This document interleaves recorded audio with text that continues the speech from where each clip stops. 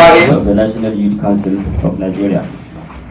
This set of people we are inaugurating today, we believe that they are creative minds with innovative ideas, entrepreneurial, with active record of participation in community development, works that promote peace, progress, growth, development of our state. There is no doubting the evident fact that insecurity has contributed in no small measures in underdevelopment of our dear state and attendant rise in unemployment. Let me use this opportunity to commend the effort of His Excellency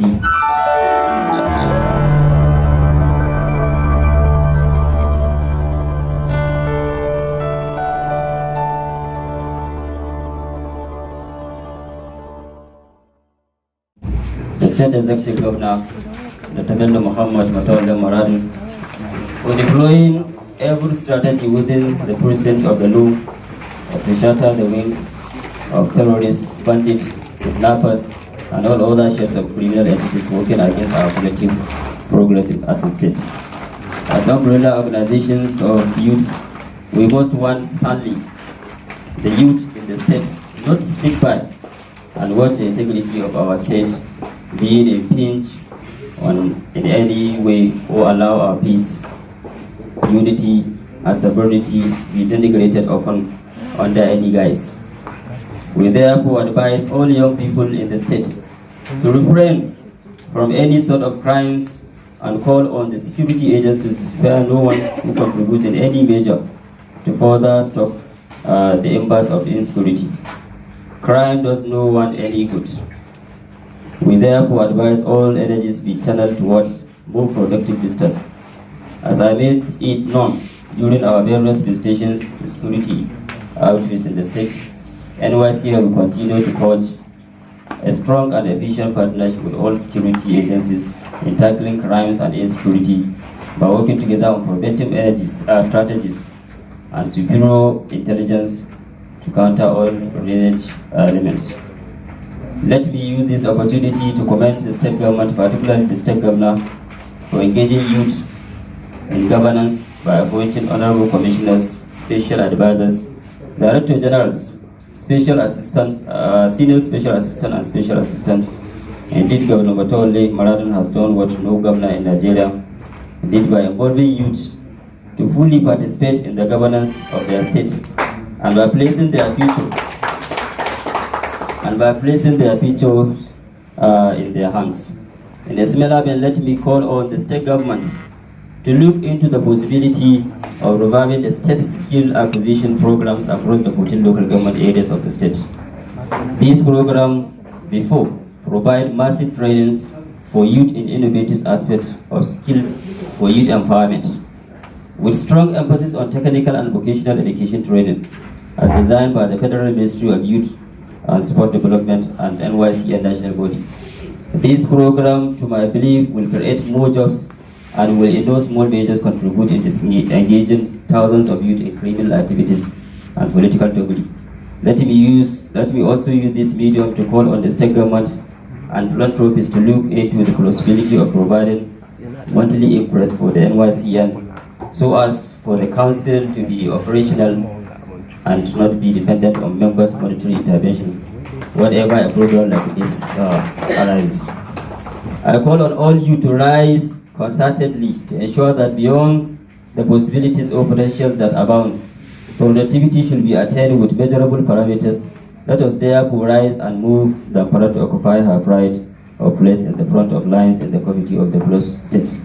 We shall succeed. After this, I will go further than that. You see, the issue is we are talking of ideal situation. Ideal situation. In ideal situation, you can allow them to go in pari passu, hand in hand for more than a year. They are going together. But if there is an insinuation that there must have been a certain purpose for the designing them at this point in time, then that's the only option to do it within a limited time. So as those who are assumed to have packed vans of such loads in their houses, in their farms, in their soakaways, in their toilets, they will not have time to come and change them. So if it is true then that is the only way you can allow them to go and burn their own the roads by themselves. Secondly, the chairman has given 2 slots for questions. By our own training, as Muslims, we always go by Mara, not Chaka, by Mara. So by Mara, I have observed the voluntary associations. There are those with our dress and there are those with uniforms. I have seen a lot of uniforms one trying to raise hand. So let us please chairman give one of them to talk, ask a question. Yes.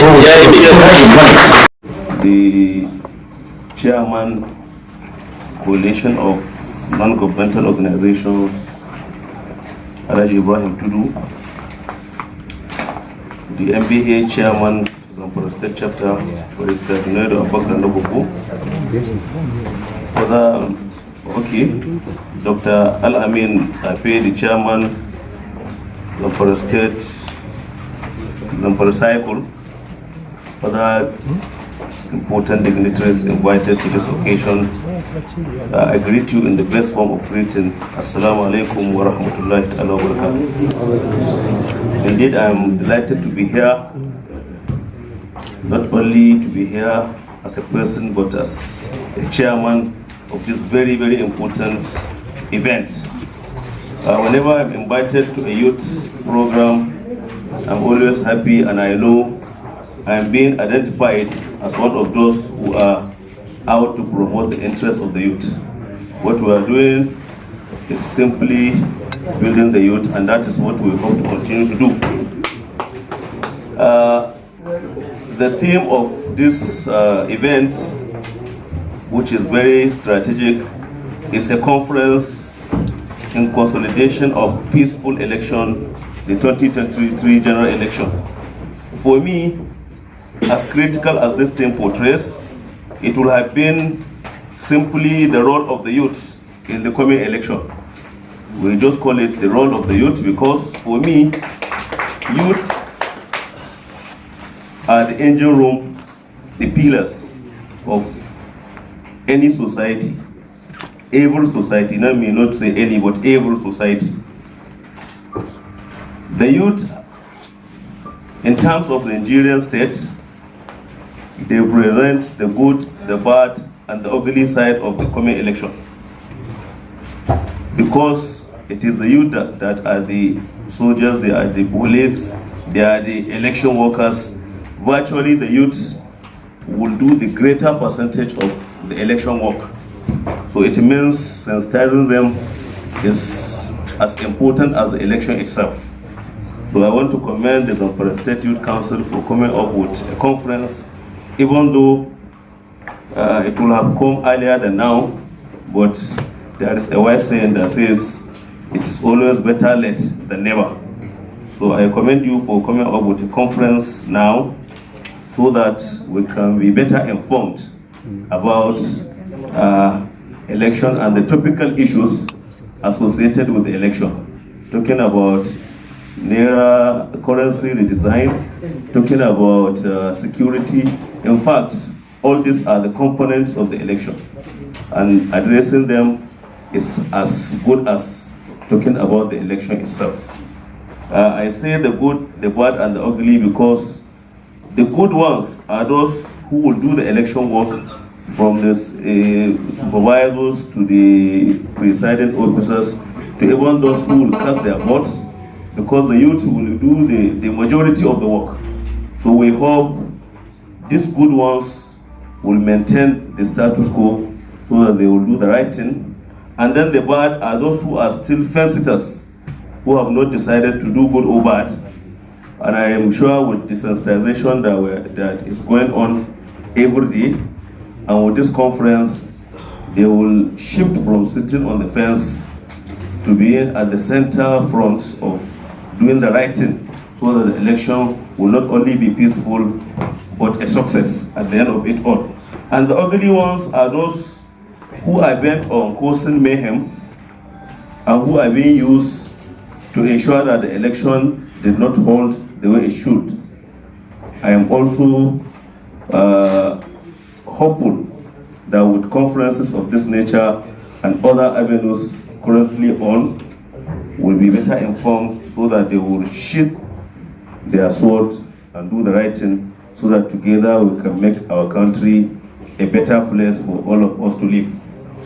So with these few remarks, I want to once again thank the participants for finding me worthy to chair a very important conference of this nature, and hope that all the deliberations that will be done here will add value and credence to the forthcoming election that will start in a few days' time.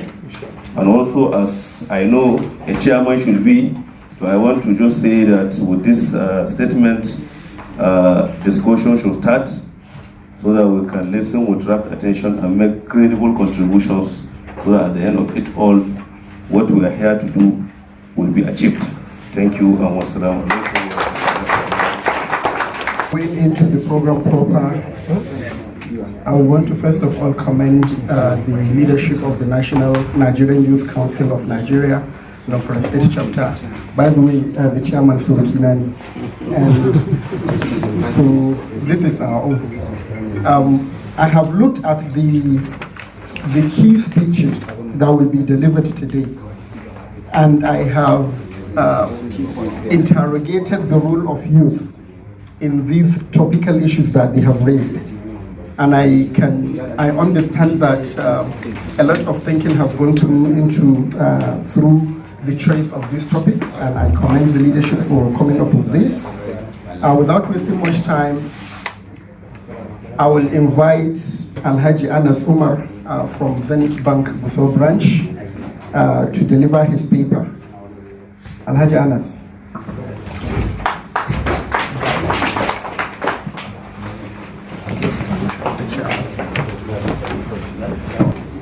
Ladies and gentlemen, Assalamu alaikum wa rahmatullahi wa barakatuh. First and foremost, I would like to thank the Almighty Allah for giving me an opportunity to witness this occasion. And secondly, I would like to thank the organizers of NYCN and the Prestige chapter for finding me worthy to be among the speakers that will say or that will contribute about the implementation of new NERA redesign as well as the cashless policy. As we all know, the country is experiencing a monetary policies maybe that touch each and every one of us, especially based on what a teacher has said. This issue of NERA redesign will have direct impact to the upcoming general election, because there is nothing, there will be no any election that will be conducted free and fair without the use of money. I don't mean, I'm not saying the money is going to be used for election. I mean for logistics. For logistics, there is need for money to be used during and after election. So, like what CBN has said earlier, the CBN is not targeting any individual or any group of individuals. This is part of the key responsibility of the central bank to at least control the money that is circulating in the economy. I think, though they have said they are going to give me 10 minutes, I don't think 10 minutes is going to be enough for me, but I'm just trying to see what I can do to minimize the time, because we economists will always respect minimization as well as maximization, and I know time is money, so I'm not going to waste much of the time. I will look direct to the issue of currency. When we talk about currency, you all know that we are talking about NERA. In Nigeria, we use NERA. In US, they use US dollar. UK, they use their own pound sterling. Euro, they use their own currency. So for NERA, we are talking about money. Money, anything that is generally acceptable as a means of payment and settlement of debt is NERA, or is money. and we know there is different type of money. It's good to at least remind each and every one of us about this type. We have coins, we have paper notes, the one we are talking about now that is scarce. And you know, when you talk about the issue of scarcity, this is one of the reasons why economics is very relevant, because the money is scarce, or the resources is scarce. So when we are talking about modern economics also, we have to think that the world has changed, and the change has to do with technology, technological advancement, as well as some other reasons that will make the financial institution to adopt these changes of e-naira, naira design, and so many other things. Though the Apex Bank has already stated their origin, why they decided to redesign the new note. They have stated some of the reasons. Some of these reasons are, they say, the issue of counterfeiting, and also there is another issue of hoarding. There is a lot of people that are into hoarding of money, which is not supposed to be. It has direct negative effect to our economy. We have a lot of talent, we have a lot of youth that's supposed to use that excess cash to go into investment or some other thing. And even the financial institution like commercial banks, they need those money into the system so that they can give the access to those that are ready and willing to invest. Because I'm sure there are a lot of youth that have skills and they are good in terms of investment. Whatever you give them, if you give one person 500,000 in the next 1 week, you know the business that he is going to do and see and make it to increase to maybe 600. So some people are into holding of this cash. According to the data, they say 80% of the money that are circulating are not circulating through the financial institution, through the banks. They are into holding, which is not supposed to be. Only 20% are passing through the financial institution. So going back to what the reasons is they say holding is one of the reasons, and counterfeiting, production of fake currency is one of the reasons why they decided to do this naira design. And then thirdly also, there is issue of because of these two reasons, and it's lead to the scarcity of this banknote. Because you find out that there is a high level of dated notes in the system, which is not supposed to be. You understand? So these are all among the reasons. And there are some other reasons according to some economic experts. They say issue of inflation also. Like what I said earlier, we all know the responsibility and the key function of central bank is a management of cash. Yes, managing the cash, they have to know the in and out of each and every currency that are circulating in the economy. Because an ordinary layman would think that money, if you are a governor of CBN, you just print money and allow the money to be circulating anyhow. There is negative impact with that, because they have to control what is circulating in the economy for you to avoid inflation and some other things. So, going by some of the justification given by the Apex Bank, they say even inflation is among the reason why they want to go into cashless. Cashless is very important. The world is doing cashless. Those of you that used to travel abroad, they know that the money inside your wallet account is better than the hard currency you are carrying inside your pocket. So now in those days when you are in school, you only know that there is 3 types of money: coins money, paper note money, and the bank note money. They say current account and saving account. All these are type of money. But in the modern economy now, the world, like I said earlier, is changing. Technology has taken over everything. That's why they introduced cryptocurrency and Bitcoin, because they want to bypass the Apex Bank rules and regulation. Because central bank of every country have their own rules and regulation, and they have the responsibility to do that in order to control the economic situation of that country. Because they are the bankers' bank, it's part of their responsibility to give economic financial advice to the country or to the president or republic of that particular country. As I said earlier, central bank is owned by government, governed by board of directors, chaired by the governor, and they have the responsibility in giving out financial advice to government, and also at the same time they have the responsibility to make policies that will have impact to the economic growth and development of that particular country. So all these changes that central bank is trying to do is not doing targeting any individual. It's doing it based on the current economic reality. This issue of cashless has been there for over, I think, 10 years. It was introduced in 2012 by January. It started in Lagos. No, though we know in the northern part of Nigeria, we always have problem of issue of financial inclusion. In this part of the country, we have a large number of financial inclusion. What I mean by that, people that are doing their daily life transaction without passing through commercial banks. So there is a lot of factors that lead to that. Maybe because of illiteracy, as well as maybe we have large number of geographical mass, maybe distance. People they don't find it easy to travel from one rural area to the city. So because of technology now, there is a lot of POS as well as other solution for payment. There is a lot of terminals in the rural areas. People in the rural areas can open an account, can save money to their wallet account and so on, in etc. without even going to the commercial banks. So I'm sure the Apex One has made a provision for that. Because of the complaint they have been getting from this part of the country, they keep postponing the cashless. The reason why we feel too bad this time around is because of cashless. Not only the issue of Naira resign.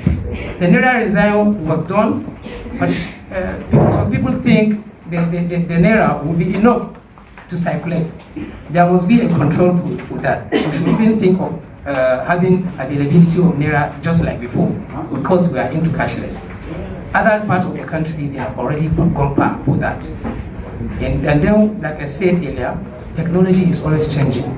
Before in those days, maybe some of our teachers, when they were in universities, they hardly go to ATM and withdraw because there was no ATM. That time there was no ATM. ATM has come, and then after ATM also, we start seeing some payment. And in those days, people work in the bank through manual writing, ledger. They will write ledger, and then computer take over some other things. And then later on, e-payment. With your mobile phone, you can transfer billions of naira, billions, not only 100 million. You can transfer as much as you can. So because of this technological advancement, the CBN has decided to introduce this kind. And this is the one that we are having many challenges, maybe because I am sure there is a lot of challenges because of the technology, the level of technology we have is not that effective. For people, they cannot do their transaction effectively because of the network is overloaded. But I'm sure as time goes on, they are making some arrangement to see this thing has come to pass, inshallah. So I'm very sorry because I'm into this. I'll go into another one. Maybe because of the academic background, I don't have that academic background for you guys to at least know what I'm trying to say. But the just point I want to make here is that please, the issue of this Naira design should not have disturb you. You can do your life, you can do your transaction through other means, maybe by relying on the e-channels and do your transaction. This issue of Naira design is just a temporary, the defense is just a temporary, it will pass. It will pass. So I think I have said a lot. I think based on what I said, I think there is a lot of benefits. Like I said earlier, the Apex want to combat the issue of terrorism. Terrorist financing is one of the things that is affecting each and every one of us. Especially people from this part of the country, we know the consequences and the danger that this bandit has put us. So by doing this, I'm sure this will help in reducing the issue of criminal activities as well as banditry activities in the country. And also the issue of inflation. Inflation can also reduce because these are based on the microeconomic aspect of this Naira design. It will help us to at least develop the habit of financial discipline, because I'm sure the level of spending has reduced. There is a lot of unnecessary spending that we used to do on our daily life, but now because the Naira is scarce, there's nowhere to be found. We find out that it's better to at least manage the little resources we have so that we can maximize the satisfaction subject to the limited income we have in our pockets. So there is a lot of benefit. I'm quite sure the youth will benefit in the short run with this particular mineral design as well as cashless policy. There is a third one that I don't want to talk much about it, issue of corruption also.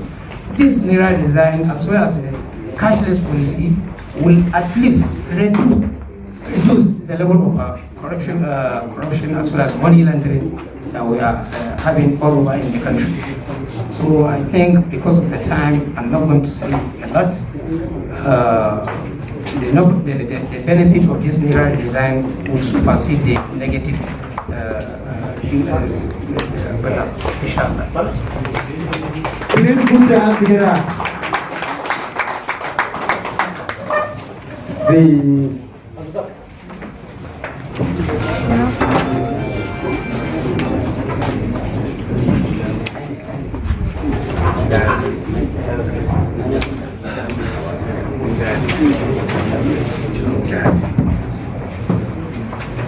That was the Alaji Sanusi, Alaji Anas Umar. And I am presenting our Honorable Senate Letter of Commissioner in person, Professor Saidu Ahmad Bakra, Mukhtar Samail Janyaw, PRO of State, INEC of State.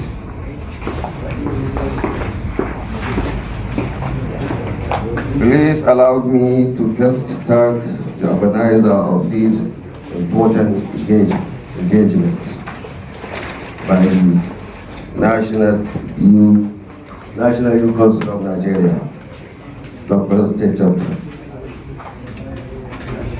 We have always been staunch supporters, advocates of violence-free election in Nigeria. And these fora, that allowed me the permission to engage, review, and discuss governmental national issues, such as the role of youth in election and how to mitigate election imbalance, are always commendable initiatives. I must emphasize right from the onset that the youth are the building block of any society and are major stakeholders in any democratic process in Nigeria. Hence, they have absolute right to participate in all areas of governance and democratic endeavor without any discriminatory exclusions. We are here purposely today to have a constructive engagement with you and how to prevent electoral violence in elections and discourage mobilization of youth by the nefarious politicians to cause chaos and fear, and all interrogating how we can achieve a non-violent 2023 general election, which is just a 6 day away. It is important to note that the fear of threat, violence, and intimidation of intending voter on election day is the number one cause of voter apathy in Nigeria. This opportunity threats in discouraging over millions of Nigerians from coming out to vote on election day, which consequently disenfranchise the citizen, especially the youth, from exercising their rights or their franchise. Hence, there is an urgent need to come up with actionable plan and strategy to discourage reoriented the youth from being used as political tool to sabotage the electoral process. Beyond security assurance, it is important to familiarize you with the recent technological initiative introduced in the electoral process. by the Commission. The Commission resulted in the commitment of credible elections supported by the appropriate technology. Voter will be accredited by means of the bimodal voter system, BVAS. There will be no incident from the result will be transmitted to the INEC result viewing portal in real time on election day. The Commission is committed to ensuring that the 2023 general election is transparent, credible, inclusive, conclusive, reflecting the will-be the Nigerian people. In addition to the above mentioned, INEC has designed a youth engagement policy aimed to addressing the youth voter apathy challenges and campaign against electoral violence and vote trading. Also, it has engaged some of celebrity influence with the large social media followership. As a youth ambassador, some of the who are present here today and the National Youth Council of Nigeria campaign for a vibrant civil and electoral measure. We appreciate you all.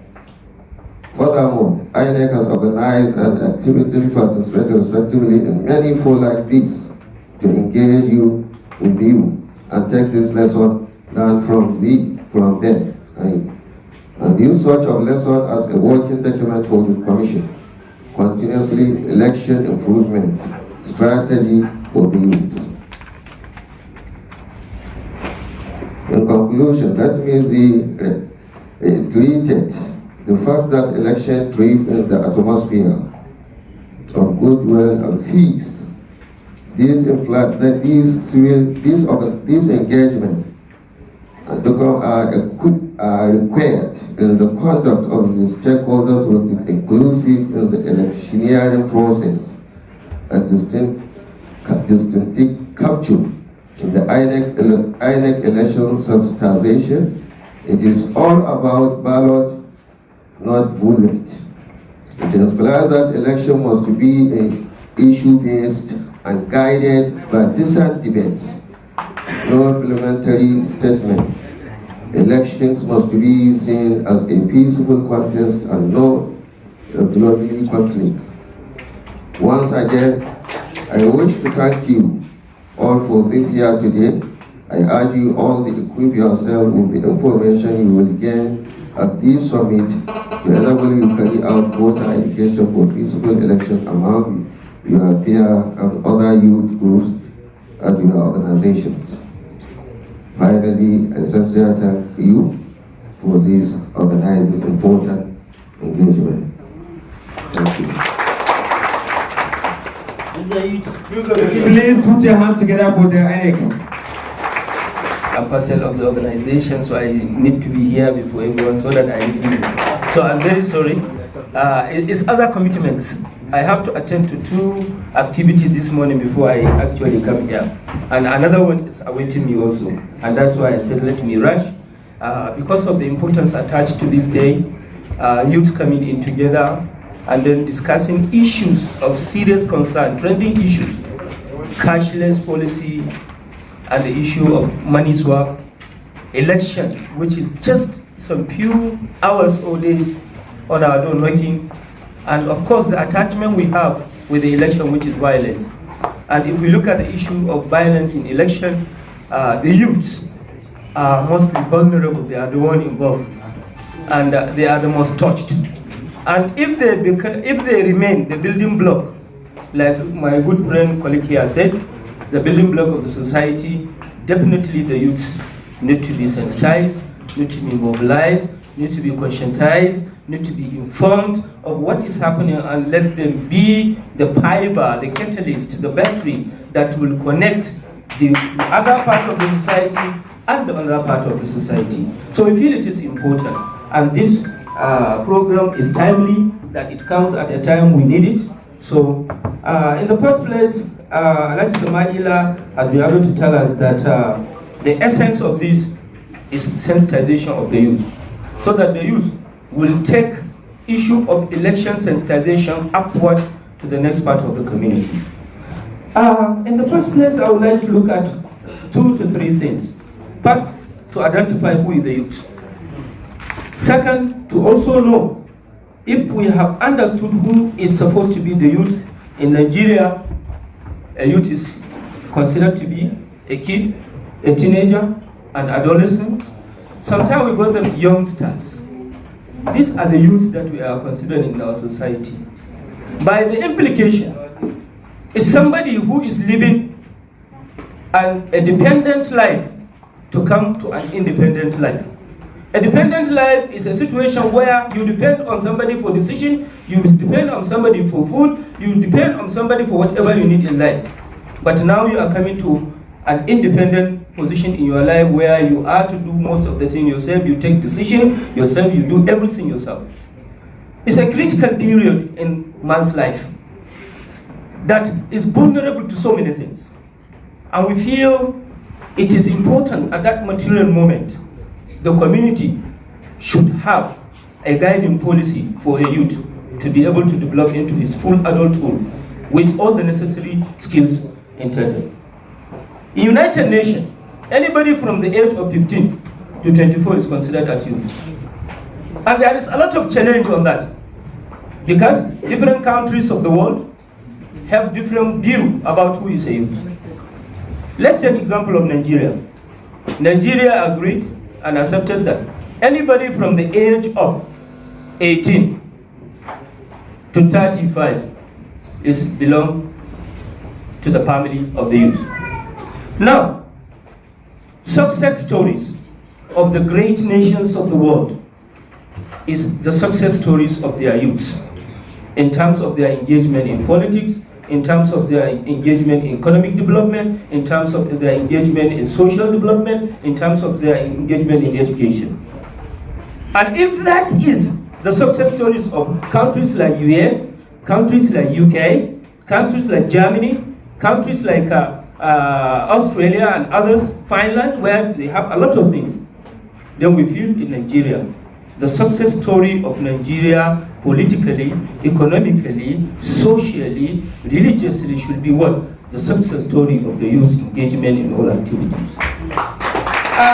We therefore feel youth activism is something that we need at this material moment, where we get them involved actively in the space of things. If I should throw a question to us in Nigeria now, what is the percentage of youth participation in the political office elections that are going on in Nigeria? You find that a negligible number of youth are participating. That is because the trait in the Nigerian polity has shown that youths are not well equipped and groomed to become leaders, and therefore they should remain where they are as political thugs. And therefore, the elders who are 50, 80, 60, and 70, they are the ones to come and contest for this post. But the policy is not saying that. Because the policy says, for you to be elected in the Senate, I think, sir, is 35 years. And for you to be the president of this country, you're supposed to be 40 years. And it is within the ambit of that youthful age period. Why are we not participating? So, the corrective system that has entered the fiber of the polity in the country is responsible for that.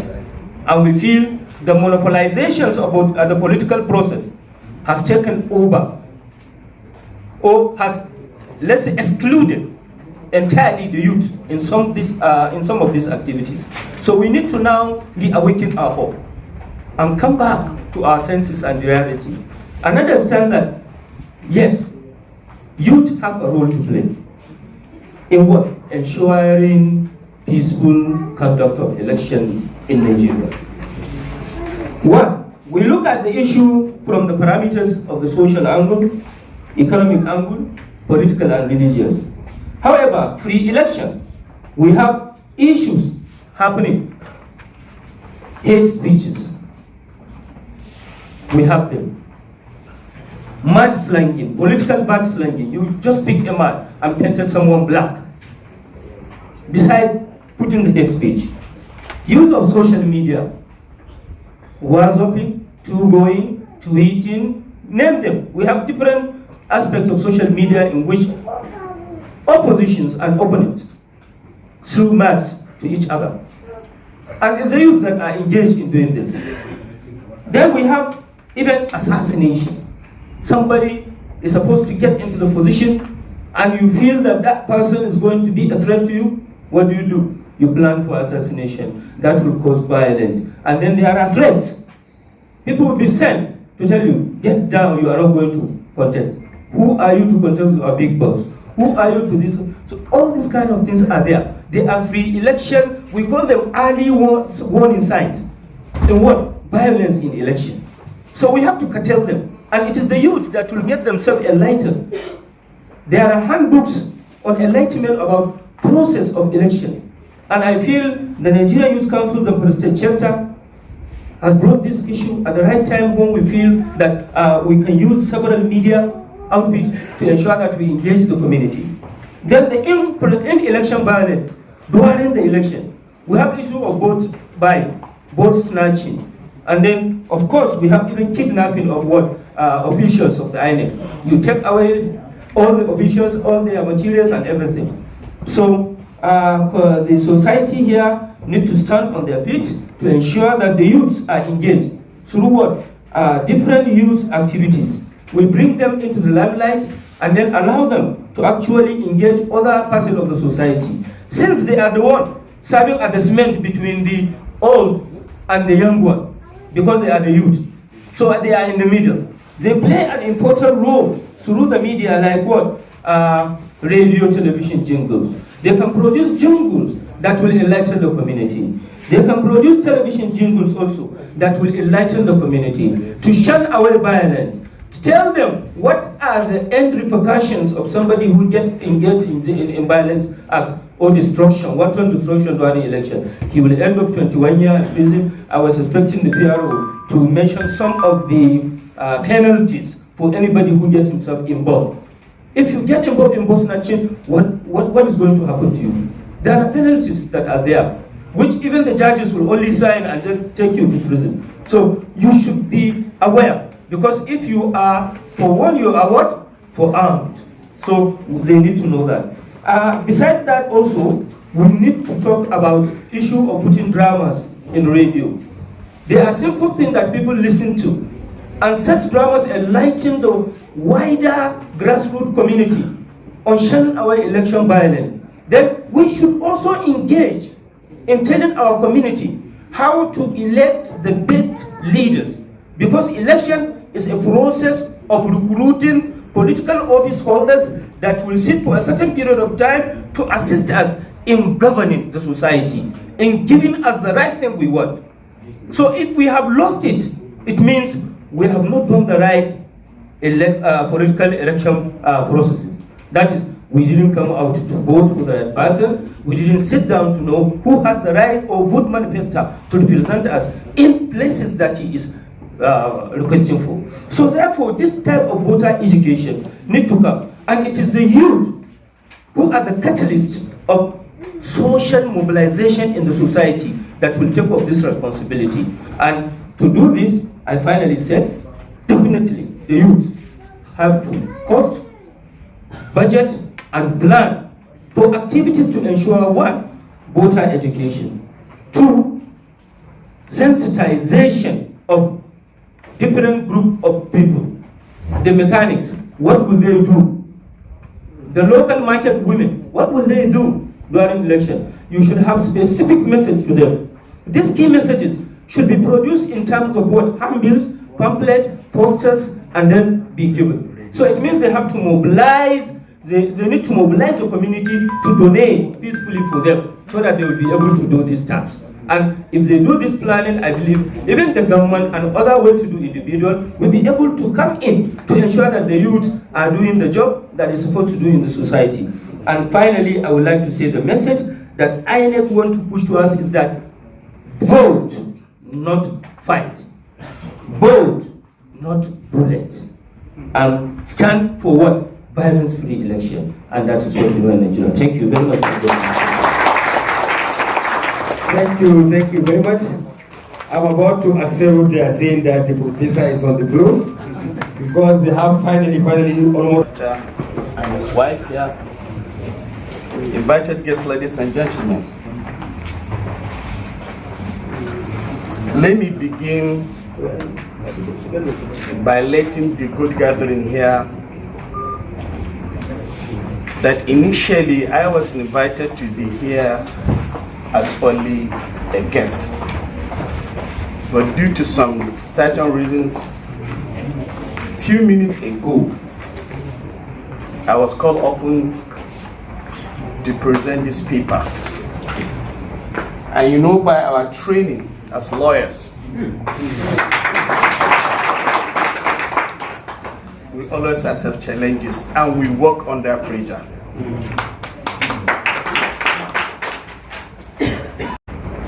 Topic of this conference, youth charting the course. So many things comes into my mind. Youth and charting the course. But now I'm asked to present a paper on the role of youth organizations in enhancing security and safety in Zamfara State. Let me start by understanding the word youth. Who's a youth, or who are the youth? Because we know in English youth don't have plural. According to the National Youth Policy 2019 to 2023 of March 23, 2022, which aims to promote the enjoyment of fundamental human rights and protect the health, social, economic, and political well-being of all young men and women in order to enhance their participation in the overall development process and improvement in the quality of life. Youths are defined as persons aged between 15 to 35. And as you are very much aware that the youth in Nigeria have a great number of Nigerian population which mark up to 74%. Youth are constructive in their thinking and they love debates because of their age. They begin to formulate concepts of meaning of life and they like to ask questions as to what this life means. When it comes to nations building and the global building of our future, there is no bigger asset than you, the youth of this country. In Zamfara State, we know when you go to the prison, you will see that the large number of the inmates we have in the custodial center are youth. If you are watching press briefings made by the Nigerian police and the national NCDC civil defense in Zamfara State, you see large number of the people who are suspected to have committed crimes in Zamfara State, they are youth. The question here is why? This baffles so many minds of our people. Is it because of lack of education? Is it because of lack of training? Or what? So many things have brought about this commission of crimes by our youth. But we know the government itself has an important role to play in terms of making our youth to be productive in the society. Let me refer you to fundamental objectives and directive principles of the state policy of Nigeria under the Nigerian Constitution. That is the Constitution of the Federal Republic of Nigeria, 1999, Section 14, subsection 2B, of the said constitution says the security and the welfare of people shall be the primary purpose of the government. This clearly shows that our government has an important role to play in terms of our security and our welfare to protect our lives and our property in Nigeria. Let me come back to Zamfara State.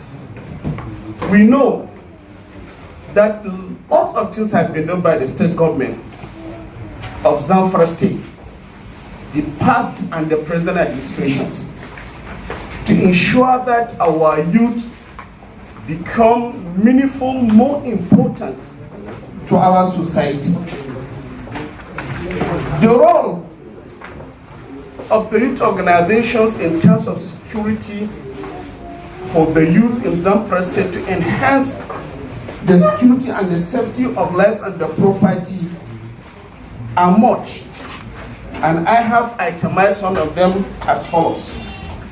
It is the role of the youth organizations to ensure that the youth are engaged in the peace effort in order to see we have a conflict-free society in Zamfara State. Conflict prevention and the resolution is another very much important role to be played by the youth organization in Zamfara State. The youth organization in Zamfara State should be a body of decision making, and the institutions or institutional processes to ensure that youth in Zamfara State become productive. They should also engage themselves in advocacy against drugs and or alcoholic drink and laziness. Drugs and alcohol is one of the major challenges our youth are facing in our society because of the peer group. Even if a child or a youth have a good training from home, being trained by his mother and his father, when he came out of the house and found himself in a very bad peer group, definitely he's going to be influenced. So there is for the youth organization in Zamfara State to ensure that our youth are much and highlighting on the dangers of drug and alcohol in the society.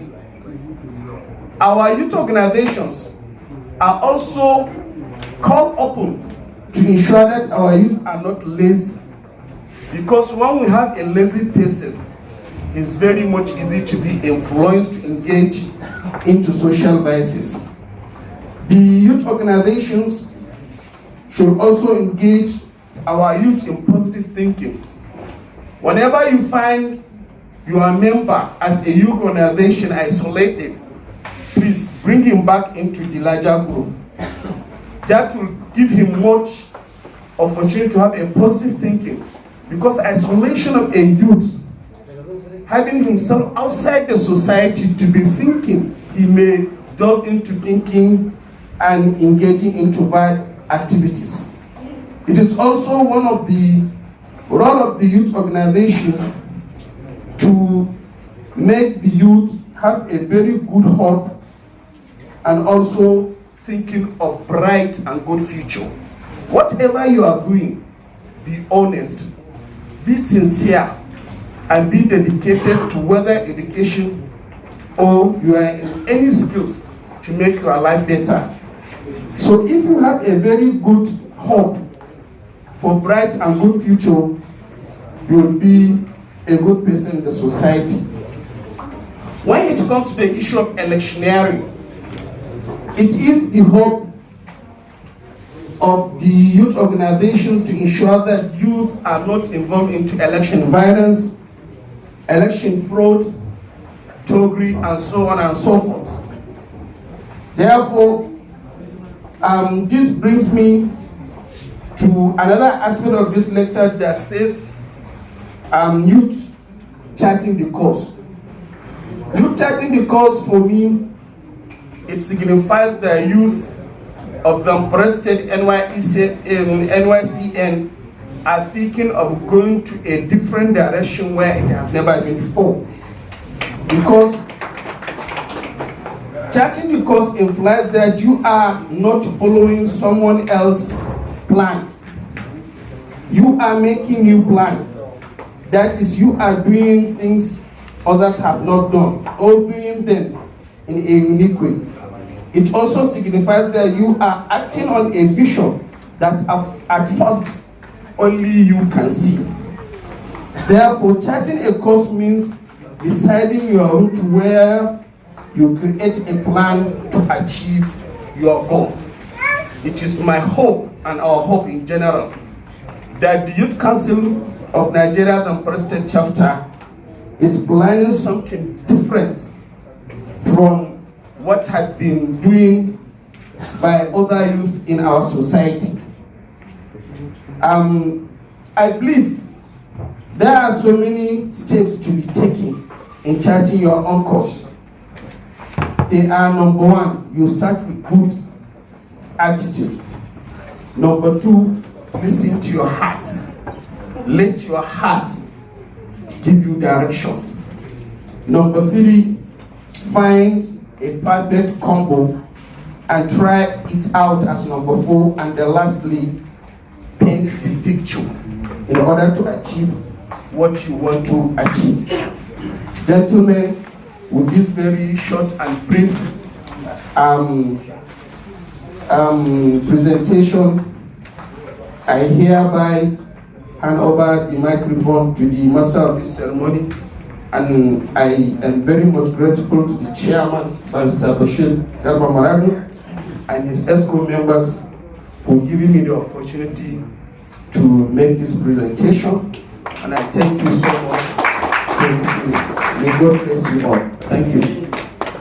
Please put your hands together again. And we just have to take the challenge. We have to do it. First of all, Mr. Chairman of this sitting, permit me to stand on the existing protocol.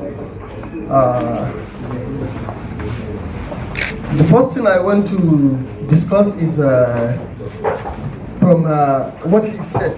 Almost 74% of the Nigerian population are youth. I want to confirm that through when you come to Nigerian factor, in the United Nations is from 15 to 25 to 35, while in Nigerian factor is from 18 to almost 45. They are the youths. Nigerian factor, that's the reality. From 18 to 45. If you even put it to 50, it's okay. That's when you go back to the register of voters, you will see almost 40% of the total registered voters are from 18 to 35. And from 35 to 50 is 33%, which the remaining percent is just like 23%. And those 23%, they are the ones that are using the 74% to lead. And they are the ones that are using them to pieces of themselves, to bring violence, to be using them for hate speeches, other derogatory words. So I believe if the youth can come together, they can recover their own country themselves. They don't need to be using, they don't need to be used for other hate speeches, violence, thuggery, and most of them are the ones that are having, as the barrister said, when you get to prison, when you get to approved school in Bungudu, most of them are youth. Recently, we have a research on youth. We went to prison. We discussed with like almost 50 youths, and most of them are from the age of 18 to 21. Very, very young, vibrant, useful ages. They're supposed to be out to impact on the society, to impact on the community, to impact on the families, but they are there. When we get back to approved school Bungudu, we have gotten people from 14 to 17. They are already convicted, which is not good. So I believe if the youth can come together, they can even recover their own country themselves. They can choose who among them will lead them. They can choose their own leader within themselves. Let the other percentage, that's 23%, which is from 50 and above, go and relax. Let them go and rest. This conference is very important, seriously, because this is part of the peacemaking conferences, and it will help the youth to sharpen their mind, sharpen their brain, to make sure that they know what they are doing, they know what they're supposed to do. They should use their own useful age for betterment of their own life, for the betterment of their own society, for the betterment of the nation at large. I think I was still here. Thank you very much.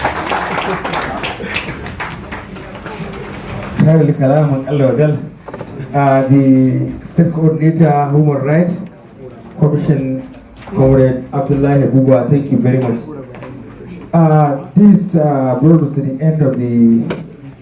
Who is heavily absent, but he has sent his apology. Is away of the state on official engagement. The next on the list is Alhaji Rulwan Ahmad Kaura. He is also a past chairman of the National Youth Council of Nigeria. He is unavoidably absent, but he has sent his apology. The next on the list is Ambassador Abdul Majid Maliki. He is the immediate past chairman of the National Youth Council of Nigeria. He is also not in our mix, but he has sent his apology. And the ninth on the list is Comrade Usman Musa Mezari. And finally, Hajia Zainab Nuhu. By the power conferred on me as the State Chairman of the National Council of Nigeria, I hereby duly inaugurate the following, the order that the names I have earlier announced as the members of the Advisory Council, National Youth Council of Nigeria, the President Chapter. Congratulations. Thank you for listening. Thank you very much. Okay.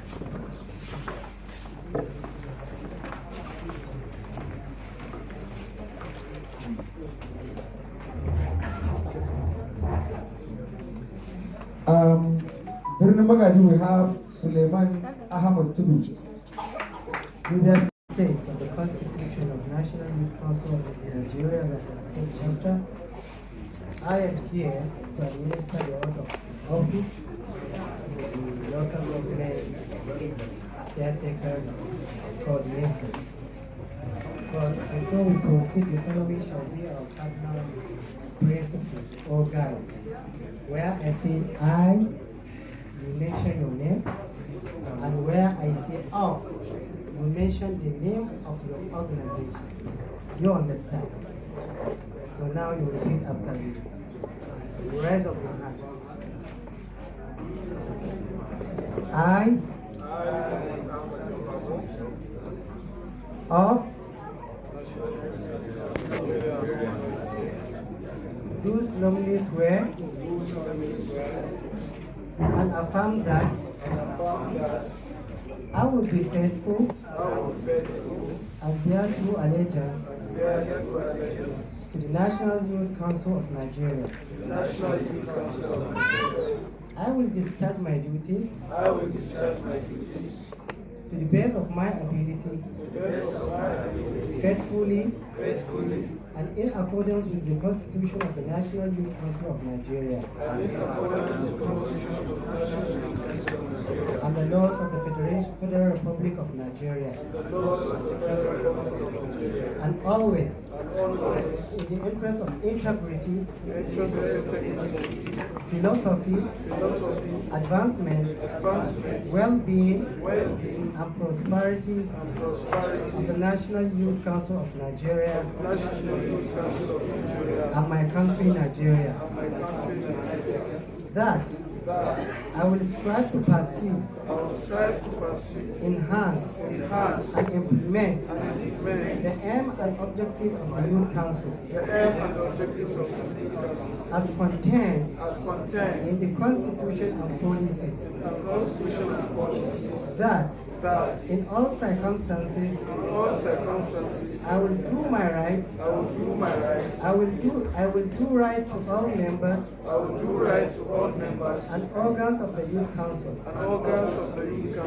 and to all manner of people in accordance with the laws of the land, without fear or favor, affection or ill will. That I will not directly or indirectly communicate or reveal to any person any matter which shall be brought under my consideration or shall become known to me as a member of this youth council, except as may be required for the due discharge of my duties, and that I will devote myself to the service of my country, promoting love, peace, unity among the Nigerian youth. So help me God. Congratulations.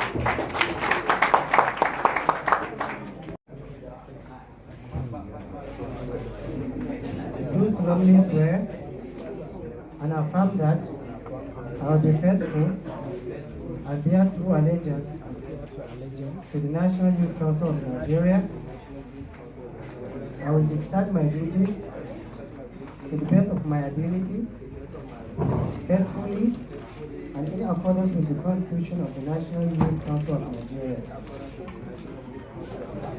and the laws of the Federal Republic of Nigeria, and always in the interest of the integrity, philosophy, advancement, well-being, and prosperity of the National Youth Council of Nigeria and my country, Nigeria. That I will strive to pursue, enhance, and implement the aims and objectives of the Youth Council as contained in the Constitution and the policies. That in all circumstances I will do right to all members and organs of the Youth Council and to all manner of people in accordance with the laws of the land, without fear or favor, affection or ill will. That I will not directly or indirectly communicate or reveal to any person any matter which shall be brought under my consideration or shall become known to me as a member of this youth council, except as may be required for the due discharge of my duties, and that I will devote myself to the service of my country, promoting love, peace, and unity among the Nigerian youth. So help me God. Congratulations. So, thank you very much. Now, Government Alice.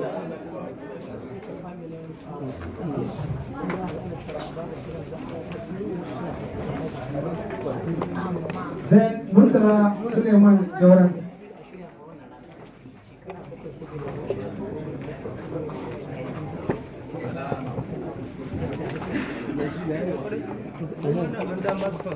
Salisu Ahmad Umar. Salisu Ahmad Umar, local government. Right on you. Bashir Rabiu. Suleiman Ahmad Tudu. Bernabagan local government.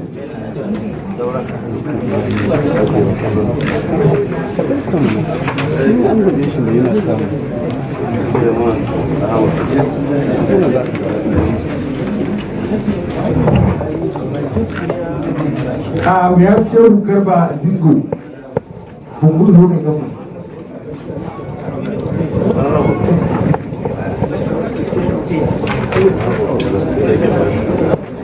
Then we have Sani Usman.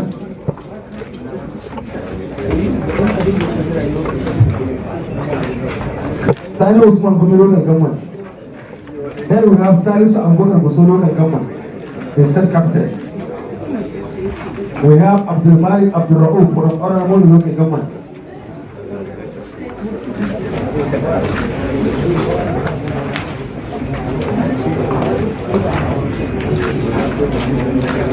Then we have Ahmad Muhammad Jambao of Maradu local government, the best local government in the state.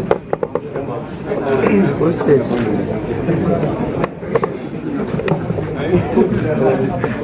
Then we have Sakir Umar. Okay, he's absent. I think that is all. So we wish you best of luck. You can go back to your seat. Then next on the agenda, as I said earlier, is only. That's about 25 years now. In those days, the chairman and the members of the executive committee were being appointed. So that's when I got my appointment. But on getting there, I did one or two things, which according to what Sadona Ahmad Bello said when he was opening the New Nigerian newspapers, he said it is often said it is not good for one to blow his trumpet. But he said if you don't blow your trumpet, some people will be there busy blowing their own and they will not have time to blow for you. So by getting to that position, I found out that the council had a constitution. So I said, by the grace of God, after me, nobody will be appointed by government. There will be election to rule the use of the constitution. During that time, who is the secretary now of this? Meshigava, stand up. Meshigava, are you elected or appointed? That's very good.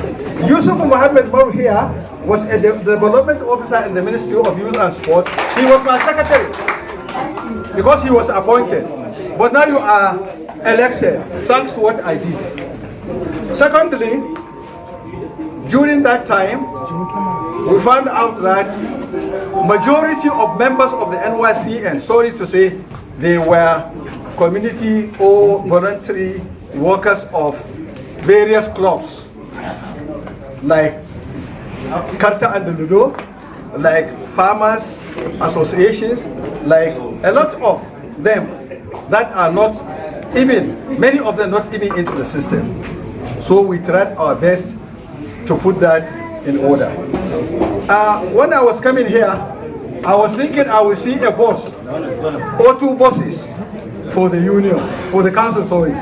But unfortunately, I didn't see anyone. During our time, even though it was military, we had to make them to give us a boss that we used to go around the state and even outside when we have our commitments. So, in view of that, and because of a lot of things, by that time it was not even INEC, of Kusoro Government, Gongolo and Sade inclusive. That was during the time of Adamu Umar, Barrister Adamu Umar when he was the chairman of the electoral officer. So, when somebody was trying to give to define the youth, We have from here, we have from him, ranging categories from the United Nations to even our own here. He said, in our own we take it as we are used at age and used at home. When I was the chairman, I already voluntarily retired from service, and I was about getting to 40 years by that time. By that time, when I was leading, they said the youth is from what he said, 18 to 35. But eventually I was even up to 40. So majority of that, they are above the age. Even in political parties, you find somebody at the age of 60 or 65 and is youth leader. That's what they do. So sometimes there are demarcations, there are encouraging. The youth are being encouraged because of the definition. You find elderly people. I tell the chairman when he said, whether he said veteran or something like that. So that's how it is. You see veteran. Now, like for instance, now an organization can take me as a youth leader, and they will give me a appointment, and I will happily accept. That's the encouragement that is happening here.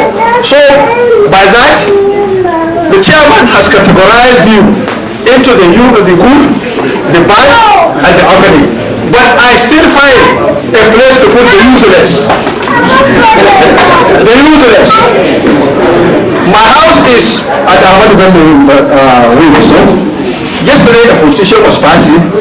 I came out to go and pray for Shai, and by that time it was a normal time because there was some preaching at the mosque. When I came out, I was about to go back home running. Do you know why? I saw a group of youth holding cutlasses, sticks, a lot of weapons, running around. They look like an advanced party of the country. I was surprised. That is what I call and term as the useless. What we have to find out means and ways of, somebody talked about that, of getting them to understand the system now. How to make them be worthy of being used. How to make them be worthy of being ambassadors of those councils. I'm very sorry. They called me at the last time. They didn't know that I was equipped. I remember the Igbo people. They made a program. They say when trouble comes to a place, and they say that trouble has no seed, he will say he has come with his stool. Me, I'm not talking of trouble. If something good is going on, and I'm supposed to speak, and I know I will speak, I will get fully prepared. But unfortunately, there was no time. We were the pioneers of Zamfara, ƙungiyar ci gaban matasan Zamfara, Zamfara Development Association. In Sokoto, before the creation of the state, in Sokoto state, we worked Sokoto against it, inviting people to come and give us support. Nobody went. A lot of them were being, they were being threatened by the government. Somebody went there to see who would be a worker, a civil worker, civil servant, who would attend that place. Because they didn't want the forester to be created. The chairman of that occasion, of that our organization, they wanted to be the chairman. I said no. I had a brother late, and then Salibasa. I asked him to check over that, and I became the coordinator. So all these things about youth, we know what we did. And let me tell you, we do apologies to Majidadi. Is it Majidadi? No, my son, where is he? We do apologies to him. It's my son anyway. Before him, there is this Kohen Boku we call. He's not here. And there are so many chairmen. But let me tell you one good thing. When he was calling me on Friday, I was coming from Kaduna. I didn't tell him that I was on my way. Because he called me, I didn't answer, and he sent me a text. When I heard it is National Youth Council of Nigeria, I asked him to meet me at the office of Nigerian Operationers. And he came, because I didn't want to disappoint him. He gave me that letter in the evening of Friday. And I said, by the grace of God, I'll come. What I said to apology, nobody, after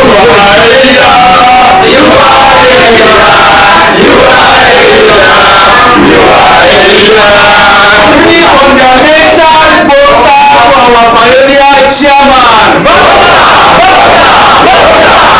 I will not say that. I say what I will say what I will say.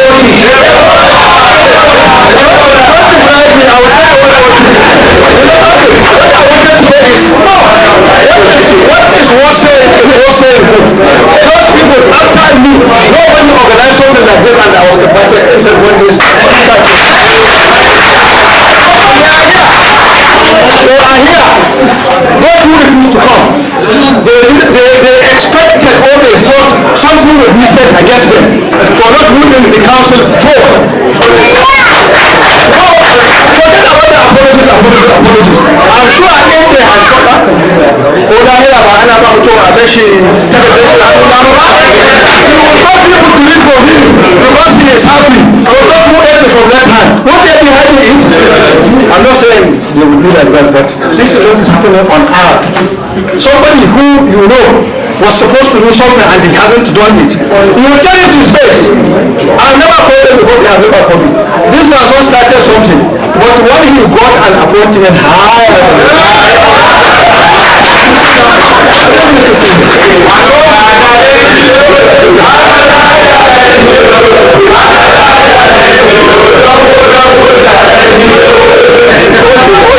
you see, I'm very happy and in the advisory council. When he called me that day, I said, I'm something like a member. How would I be on our system? And then when I sit down as a member, well, except you are the chairman of the advisory council, then I cannot take it off from which you will get the chairman, whoever will be over me. But why I want to say this is, I'm happy for that. And by the grace of God, I'm ready to make my own contributions. I have about 3 pamphlets about youth development policy, and they are still with me. In fact, this youth skills education, which you want it to be revived, there was a time I used that policy and make representation to the first civilian governor. What happened was that very thing that I rejected, it is the one that had been hijacked and put into that script. And I have records for that. But still, it has been abandoned. It is good now as we are calling on government to do what is good. When this somebody presented a paper said, because there are many, somebody who was sitting down and said, government does not give education for you to go and work in office. So what will you do? Is to have skill. This skill acquisition is important. They are organizers, they are electricians, they are bricklayers, there are a lot of them. Even those who sit down at home and eat Mabatadam Abichi, they will go out and do something at least for themselves. So I will respect the MC who does not redesign or so many other things. Though the Apex one have already stated their own reason why they decided to redesign the new note. They have stated some of the reasons. Some of these reasons are, they say, the issue of counterfeiting. It has direct negative effect to our economy. We have a lot of talent, we have a lot of youth that are supposed to use that excess cash to go into investment or some other thing. And even the financial institutions like commercial banks, they need those money into the system so that they can give the access to those that you give them. If you give one person 500,000 in the next 1 week, you know the business that he is going to do and make it to increase to maybe 600. So people are into holding of this cash. According to the data, they say 80% of the money that are circulating are not circulating through the financial institution, through the banks. Order for NGOs to leave, which I humbly use this opportunity to call on the state government to please reverse that order. Secondly is that as NGOs in the state and a very vibrant NGO and association of yours, we are very happy and proud of this organization because this is exactly what we want from NGOs, from organizations, from associations to help in the development of people of the state. But throughout the paper presentations, I can pinpoint out one central issue that is troubling us in Zamfara state.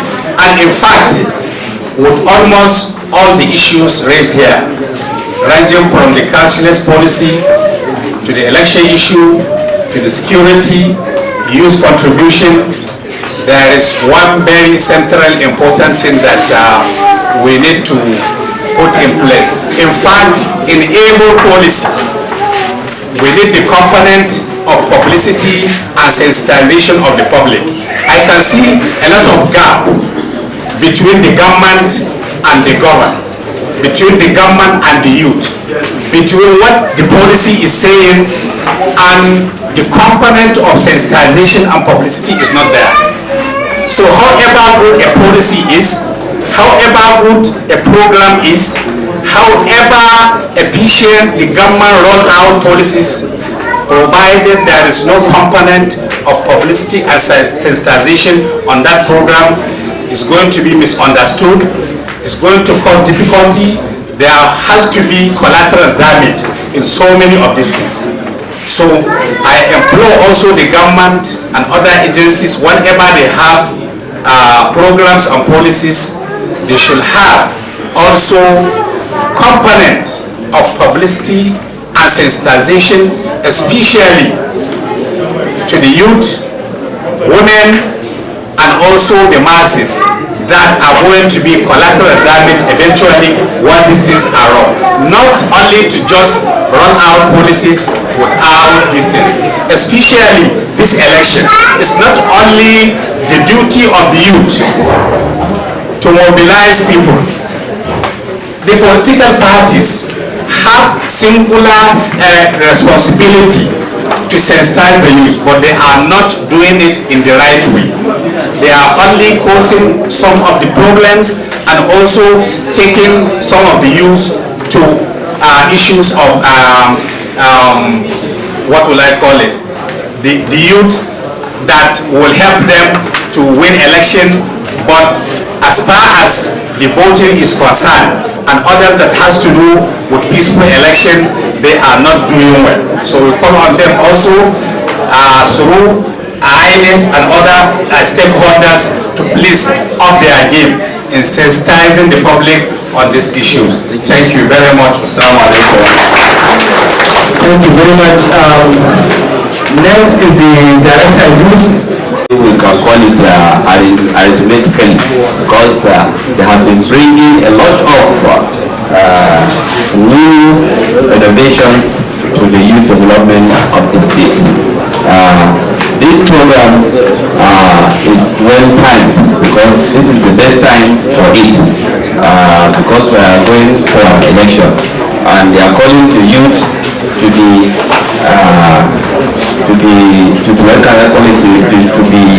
non-violence during election.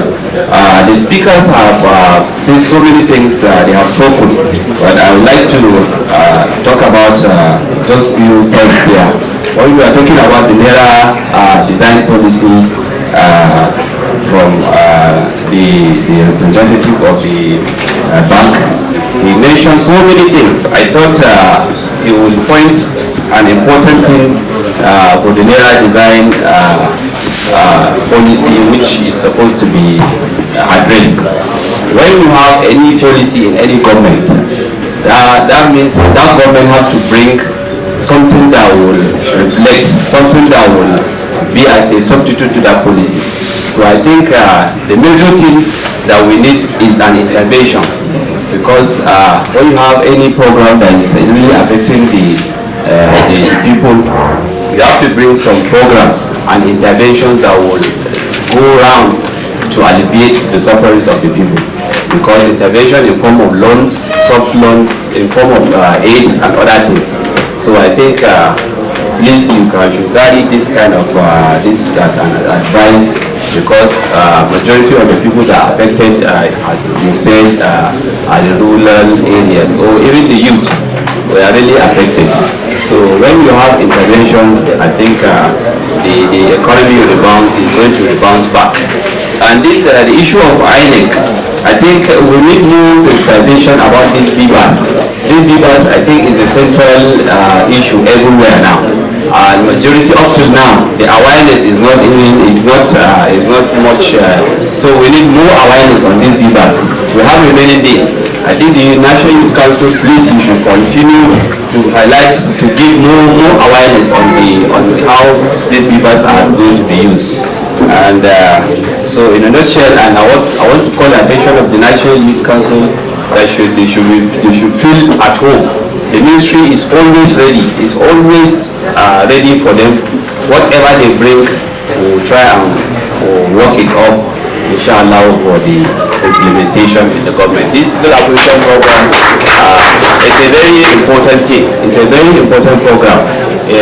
It's just that it has been neglected. So I hope you are going to bring a template, a new template, something that we are going to present to the government, and I'm sure and I'm assuring you government is going to implement it, inshallah. Thank you very much. So which one is the best? Is it that, okay, we should allow the currents, the old notes with the new notes to go side by side, taking into context, the Nigerian context? Forget about the UK. People are citing examples that other countries, they change their currencies and then, the old notes and the new notes go side by side. Taking into cognizance the context of Nigeria and why the currency was redesigned in the first place. Okay, which one is good for the economy? Is it that we allow them to go side by side, or we do it the way that it's been currently done? Which one is best? It doesn't have too much impact like that of cashless, because cashless is affecting more of our people than this Naira redesign. Though Naira redesign has affected also because of the scarcity, like I told you, it's one of the qualities of money, or the money to be scarce. So the issue of intervention, please, one house please, is very important message. And it's going to have benefit to our youth. The issue of intervention, please. When you collect deposit, it's the responsibility of the fintech as well as the other commercial bank to accept deposit from the customers, different type of customers, organization. And at the same time, not to accept that deposit and be collecting interest from the apex bank or monetary authority. It's one of the job function of commercial bank to accept the excess cash from the customers and give it out to the people that are ready to do investment. You understand? So the good news I want to pass here is that they said from that time when they started this cashless, they accepted about $2.7 billion from the 2.7 trillion naira from the public, the money that are supposed to be in the financial institution. The good news is here that by the time commercial banks have this kind of money, they must start thinking of investing this money. They must start thinking of giving out this money to people that are ready to invest, because the issue of recovery is almost is easy now. When you have large number of society that have BBN, especially if they are not compromising the system, because I'm sure there is a lot of them. Maybe next time NYCN will at least give us more chance to say a lot. There's a lot of things to say. So I think we'll talk about this one next time, please. Thank you. Thank you very much. So actually, maybe this is one of the questions. Maybe you have heard about this from an ordinary citizen. The answer is actually no. The CBN is too big for them to change pennies of the currency, because it's one of the responsibilities, or it's one of the functions of the central bank or monetary authority or regulatory authority to issue and print notes for public use. And this, what they do is, it has to pass to the commercial bank. So there is no way that the central bank will waste their time and be printing their own note. It's a new note, it's a printed, it's a new note, it's an issue.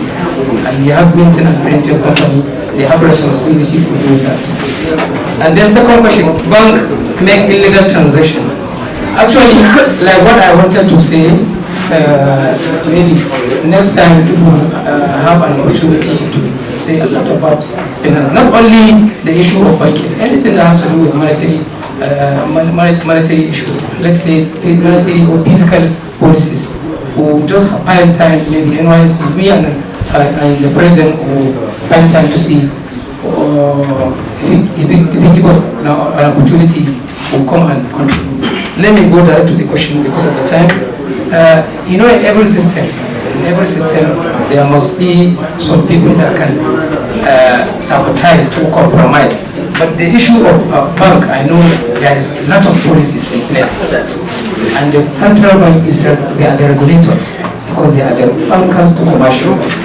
They regulate the commercial bank activities, and inside the commercial bank also, I'm not talking about one bank alone. I'm talking about the whole commercial bank.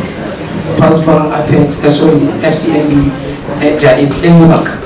They have their own ICRA, internal control. They are in charge of the bank policy and procedures for doing their daily activities.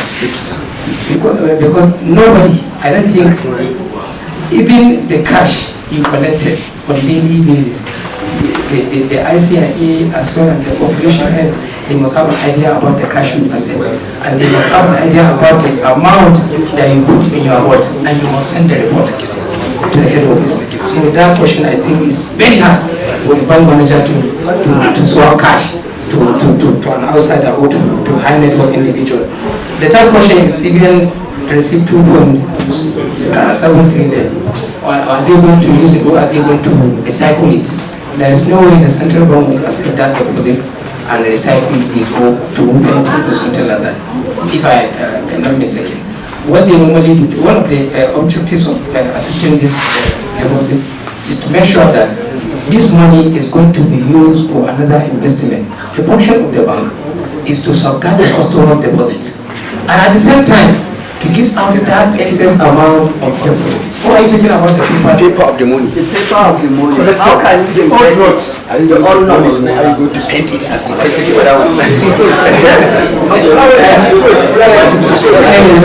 That money is they are not going to be used again. You understand? It's just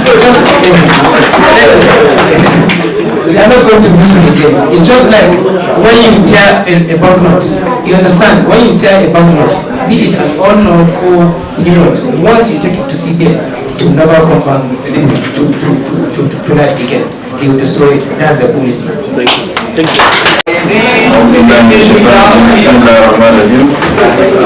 The chairman of the occasion and also my teacher and a long-standing benefactor who has been providing us with a lot of benefits from his passing in his office in person of Dr. Abdul Sanusi. My father biologically and also my father in the struggle, Alhaji Muhammad Ankar Islam. He's my father biologically and he's also my father in the struggle. The state chairman NBA Musa branch, I said I don't know why instead of saying zamfara, I said only Musa, but I know by jurisdiction it is covering the name of zamfara. So it is from lawyers we learned so I know there is constitution and there is convention. So it is you lawyers who we architecture here Sabani has to enter into that. In person of Barrister Juleno Abubakar, he's a very renowned personality. Actually, I must confess this is the first time at least I'm coming in close contact with him. But I've been to his office or chamber at least on 2 different occasions because a lot of our friends who came out as young lawyers right from when he started to date, including some that are even our juniors that are currently working with him, have benefited immensely from his wealth of experience and even his own personal opportunities which he has graciously shared with some of our comrade lawyers, and they have done a lot of good that they have been supporting us in all of our activities. So I want to commend you for this, sir. Also, one of our leading mentors in person of Alhaji Ibrahim Tulu, the chairman of the Commission of NGOs, a lot of people that have worked with me I don't know if it is called zero budget, but we do budget. Whenever we have to do anything, I'll tell people to do it exactly what you want, realistic budgeting. When I was starting out my work in the development world, he was unconsciously calling us to come and say, okay, come and do this, come and do that. And then we sit with him as if we are holding a meeting, but we are learning. And then we'll make a very realistic budget, and then we'll have a very big occasion. Without spending even up to hundreds of thousands, but with a very, very good work. So we want to commend you. He's also here with us. My friend, Alhaji Anas from Zenith Bank, our bankers, we are still loyal. INEC has been very supportive of the youth organizations. I know since from the previous elections in 2015 to date, some of our key youth organizations have been carried along, particularly the National Youth Assembly of Nigeria when I was the state speaker, and other organizations which we propose, and they have been doing very well. And I think at some point I was the host of the Yaga program, Yaga Africa programming, which was headed by Anas Musa. I was hosting them in my office and came on today. So we want to commend INEC for the support. Thank you very much. Let me also talk to, before I come to Doctor, that is my own remarks. Alhaji Abdullahi Buba, many of you will take him maybe because you think it's just a government job, but today he's the coordinator of the National Human Rights Commission. He also comes a long way in the struggle because they were our predecessors in the National Association of Zamfara State Students before it became UZAMS. So they were more or less the pioneers in a way, because after it was the time of DSP Harpo Abdul, and they were all part of the team that gave UZAMS the shape it has up to today. So it means he will not picking the human rights or struggle as a profession. He has come a long way, and he's also a financial expert because he has worked for years in the bank. So most of what we are discussing here is very open to him. Dr. Alamit Abe is the chairman of Zamfara Cycle. And you can say it's a soulmate in the struggle because we share very much. I shouldn't have started until I mentioned that the demonstration is also here. I don't know where he went to. When he has collected his expressions according to Dr. So very good. So we want to appreciate your contributions over the years. You see, this is what happens when you build a system. Like my father said, they laid the foundation for the NYCN to be what it is today. You understand, when we are making some cycle to take up appointment, people are thinking that it's going to end there. Alright? And then, because it had a system, it was incorporated, Dr. Alamit Abe and the rest of the team continued, and it is even getting higher and higher. So therefore, we should endeavor. I want to now commend the leadership of National Youth Council, who I am actually a part of, because I don't know, even if as an ex-official member or whatever, but I know I belong to the State Executive Council, whether I have a position or not. Yes. So therefore, I want to commend us. So in a way, I have come back into the duality of my father. So what the leadership of Youth Council under Barrister Bashir has done, I'm also part of it, because I'm also by affiliation a member of the State Executive Council. So thank you very much for the commendation. Thank you. The reality, I must say, we have not had this kind of encouragement from the ministry like his coming. A lot of the things the Youth Council will say they want to do, it is when he comes. Once he meet him, immediately he approve or he comments or he give his own input, because he's also an activist. He's a contact too. Before he came here, he was posted as Director of Youth Development. So therefore, my own remarks is just to recognize the presence of these people. I will not also forget, of course, my colleague, Comrade Abdul Razak Bello Kaura, a very hardworking journalist and let's say media entrepreneur now, because we started with him when I was national president of the State Student Union, was a national senator, and also the president of one of the local chapters from Federal Polytechnic, and then from there we have been together. Everything we want to do, they have supported us in all of our struggles in terms of media advocacy and the rest. I recognize the presence of everybody here, the uniform voluntary organization, the Onion uniform voluntary organizations, our own brothers in the struggle, and of course you have grandchildren in the struggle who are also here. So I want to commend everybody, including his time in NUG, he has also done a lot.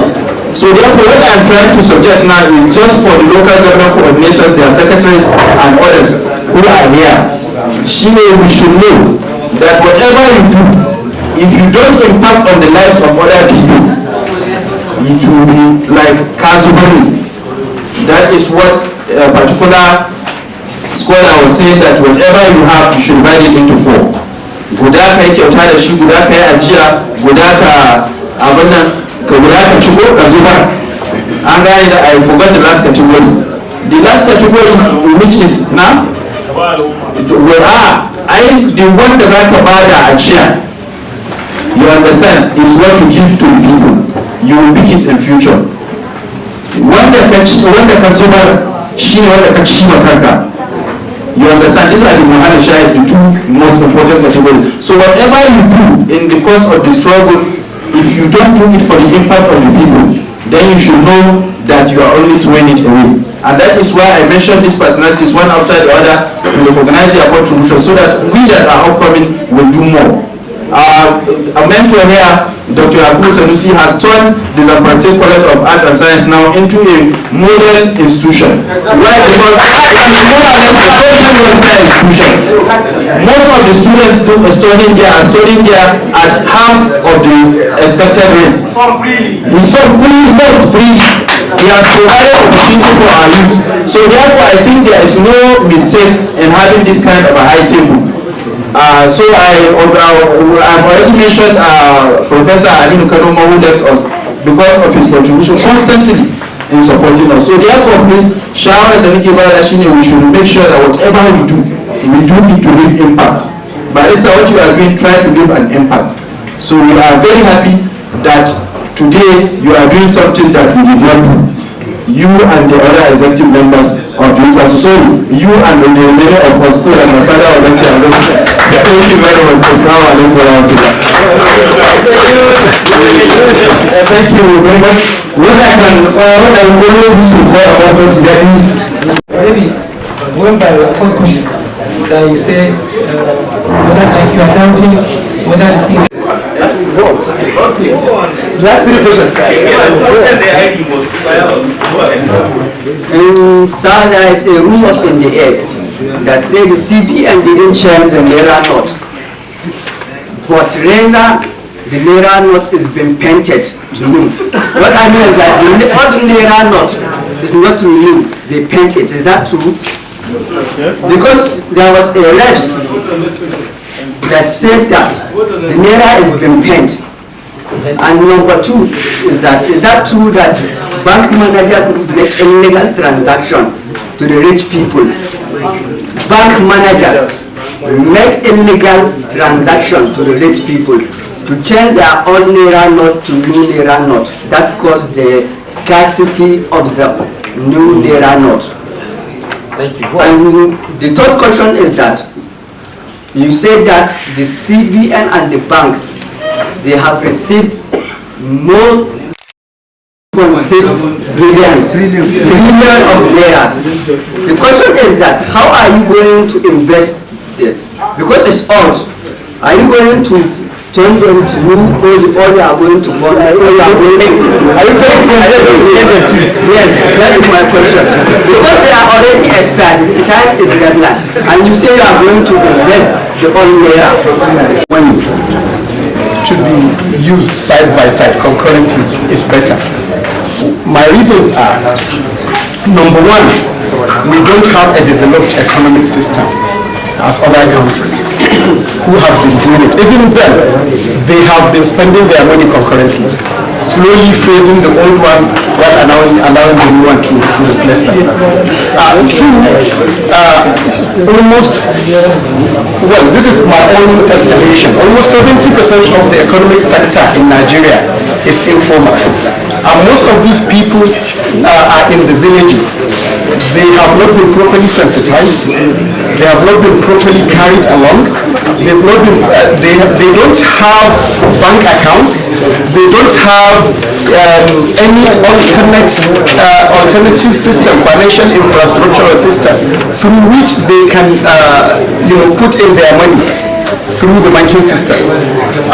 My thinking is that the policy implementation has been hastened. It could have been handled better. My reason for saying this is that if you have a system where about 20 or 30 or 40% of the people do not have bank accounts, what you should do is to first sensitize them to have open bank accounts. That is step one.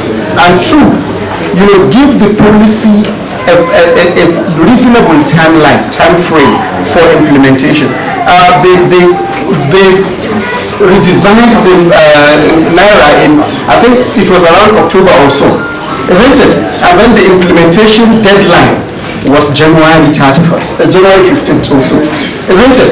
That was about 3 months, 2-3 months. That is too short for any policy, much less monetary policy that is likely to have a significant impact on our economic system.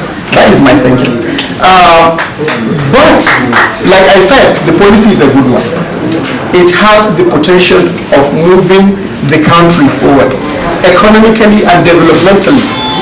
But it has to be handled with care, handled with more efficiency, so to say. Thank you very much. What kind of contribution from the presentations we received? We are here to benefit each other, so we should be able to say at least a word. When you look at in respect to the cashless policy and the Naira design, when you go out now, you see a lot of our brothers, our uncles, mentors, our comrades. We thank you all for coming, and I hope abubuwan da aka tattauna za su zama abubuwan alfahari gare mu, musamman the current situation da muke fuskanta na ƙalubale akan Naira. Ubangiji Allah ya saka muku da alkhairi, Allah kuma ya mai shi ku gidajen ku lafiya. Thank you so much.